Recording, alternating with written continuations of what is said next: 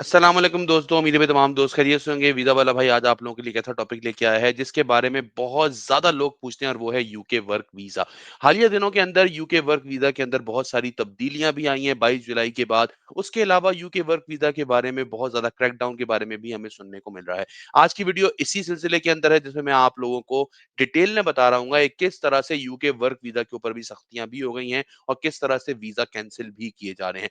ये वीडियो उन तमाम लोगों के लिए इंपॉर्टेंट है जो अभी यूके में मौजूद हैं, चाहे वो स्टडी वीज़ा के ऊपर हो, चाहे वो पीएसडब्ल्यू के ऊपर हो, चाहे वो अपना वीज़ा स्विच करना चाह रहे हो या वो लोग भी जो यूके आने की प्लानिंग कर रहे हैं। ये वीडियो उन तमाम लोगों के लिए इंपॉर्टेंट है, तो वीडियो को एंड तक ज़रूर देखिएगा। और वीडियो को शुरू करने से पहले आप लोगों से रिक्वेस्ट करूँगा कि प्लीज़ हमारे चैनल को सब्सक्राइब कर लें और नोटिफ़िकेशन को ऑन कर लें ताकि आप लोगों को इस तरह की मज़ीद इन्फॉर्मेटिव वीडियोज़ मिल सके।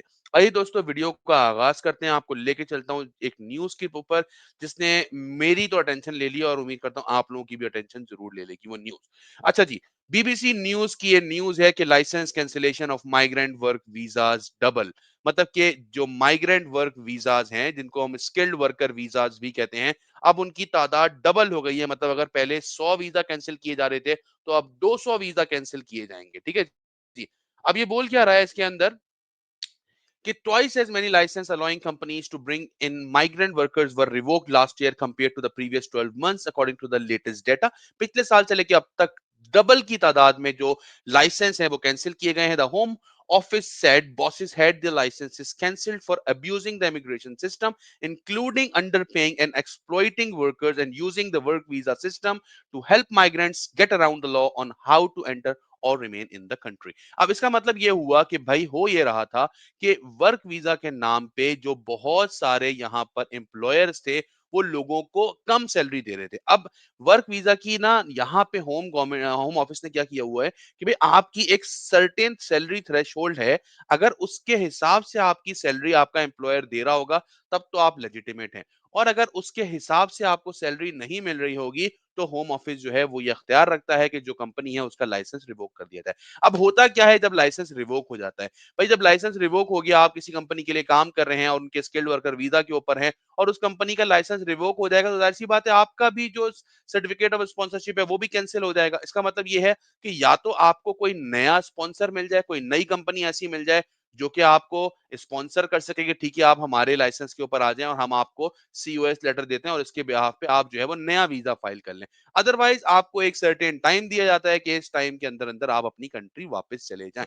तो दोस्तों यहाँ पर एक मैसेज उन लोगों के लिए है।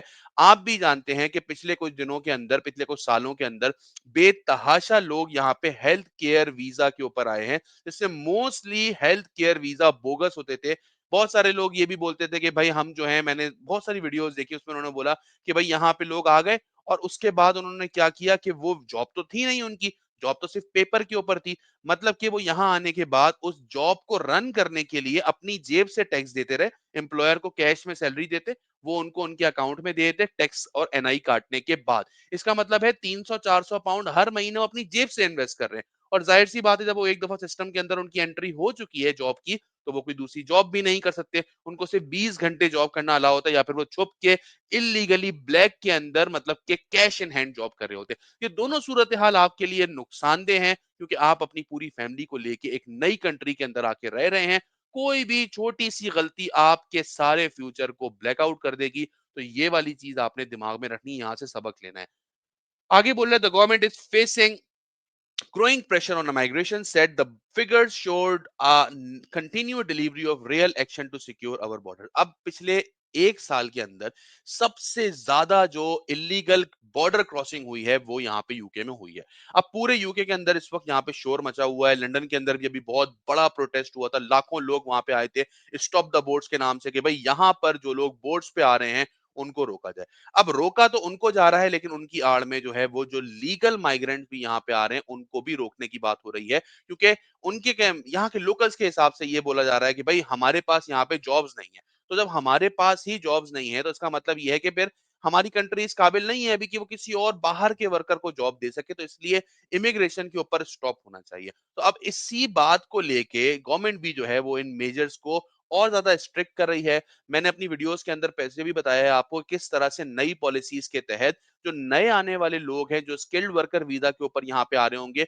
उनका सैलरी का थ्रेशोल्ड भी बढ़ गया है। उनका सैलरी का थ्रेशोल्ड बढ़ने के अलावा उनकी रिक्वायरमेंट भी बढ़ गई हैं और बहुत सारे ऑक्यूपेशनल जो कोड्स हैं, वो भी इमिग्रेशन एसओसी लिस्ट जो होती है, शॉर्टेज ऑक्यूपेशन लिस्ट, उससे माइनस हो चुके हैं, ठीक है?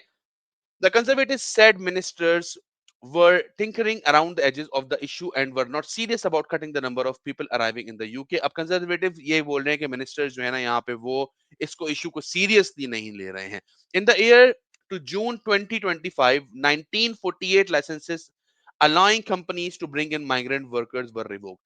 1948 लाइसेंसेस जो है ना एक साल के अंदर रिवोक किए गए हैं, more than double the 937 cancelled in the previous year.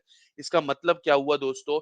1948 अगर हर कंपनी ने एक लाइसेंस भी इशू किया है तो इसका मतलब यह है कि 1948 एम्प्लॉइज जो थे उनके, जो कि स्किल्ड वर्कर वीजा के ऊपर जॉब कर रहे थे, वो सब इससे मुतासिर हुए। वो सब 1948 वर्कर जो हैं अब वो किसी नई जॉब की तलाश में होंगे जहां से उनको स्पॉन्सर मिल सके और जिसकी वजह से वो इस कंट्री के अंदर लीगली रह सके। According to the government, employees in adult social care, hospitality, retail and construction were among the biggest offenders. अच्छा, सबसे ज्यादा किन लोगों ने इस लॉ को ब्रेक करने की कोशिश की है इसमें? सोशल अडल्ट केयर से मैंने आपको बताया कि जो हेल्थ केयर वीजा सबसे ज्यादा इशू किए गए थे हेल्थ केयर होम्स की तरफ से। हॉस्पिटैलिटी के अंदर होटल्स भी आ जाएंगे और दूसरी इंडस्ट्रीज आ जाएंगी। रिटेल सेक्शन आ जाएगा, मतलब स्टोर्स वगैरह इसके अंदर शायद आ जाएंगे। और कंस्ट्रक्शन इंडस्ट्री, इनमें सबसे ज्यादा जो है ना वो वॉयलेशन देखी गई है।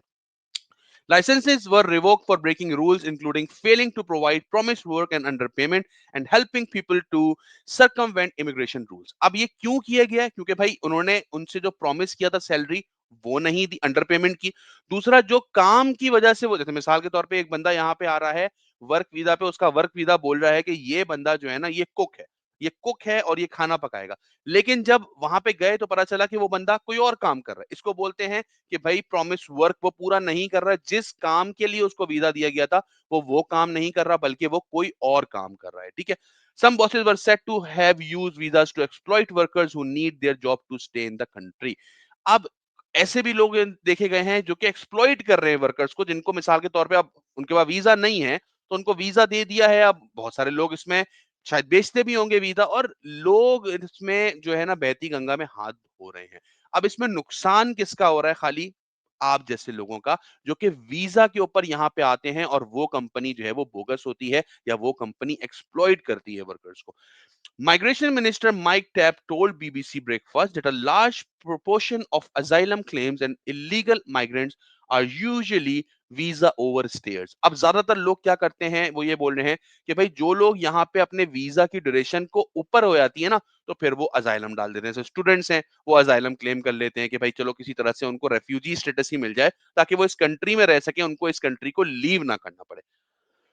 As part of the employees who are scamming the system and bringing people in and they shouldn't be, he said. He added that the license removal meant labor was delivering on its promise to ensure British workers come first and have opportunity. अब वो बोल रहे हैं कि भाई हम तो अपना काम कर रहे हैं, कि मतलब हम लाइसेंस इसीलिए रिवोक कर रहे हैं ताकि जो इलीगली लोग यहाँ पे काम कर रहे हैं, इलीगली स्टे कर रहे हैं, उनको यहाँ से निकाला जाए और हमारे जो ब्रिटिश के लोग हैं, जो यहाँ पे रहने वाले हैं, जो यहाँ के बासी हैं, उनको पहले जॉब मिले। अच्छा, अब इस पूरे के पूरे आर्टिकल के अंदर यही बात हो रही है। अब यहाँ पे ये बोल रहा है कि while the number of licenses revoked is higher than the year before, I should point out that getting on for 50,000 organization can issue them. Still 50,000 organisation ऐसी हैं जो कि वीजा इशू कर सकती हैं। अच्छा, he said those seeking higher skill visas should require a degree level qualification and that employer must also look locally before going overseas. अब इसका मतलब ये हुआ कि वो ये बोल रहे हैं कि भाई या तो डिग्री लेवल होना ही चाहिए या फिर उस जॉब के लिए पहले आपको ये प्रूव करना पड़ेगा कि लोकली आपको कोई भी बंदा नहीं मिला। तो दोस्तों, यूके आना हर बंदे का ख्वाब है। लोग सोचते हैं, लोग प्लान करते हैं कि किसी तरह से वो यूके आ जाएं, लेकिन मैं हर बंदे को ये एडवाइस करता हूं कि अगर आना है तो सही रूट से आओ, गलत रूट से नहीं आओ। जो लोग वीजा खरीद के यहाँ आने के बारे में सोच रहे होते हैं उनको मैं फिर यही बोलूंगा, कभी भी ये मत करें। आपके लाखों करोड़ों रुपए पानी में चले जाएंगे और आपकी जॉब भी नहीं होगी और आप यहाँ पे बहुत स्ट्रगल करेंगे। यहाँ पे मैंने ऐसे भी लोगों को देखा है जो ग्रुप के अंदर डाल रहे होते हैं, खाने को नहीं है, हमारे पास रहने को नहीं है। क्योंकि जॉब नहीं होती है और जेब से टैक्स देते एक दिन वो थक जाते हैं। उम्मीद करता हूँ दोस्तों आज की वीडियो आप लोगों को पसंद आई होगी। मेरा एक जो पॉइंट ऑफ व्यू है वो आप लोगों को पसंद आया होगा। मज़ीद इसी तरह की वीडियोज़ को देखने के लिए चैनल को सब्सक्राइब कर लें। मिलते हैं अगली वीडियो में। अब तक अपना बहुत ज़्यादा ख़्याल रखिएगा।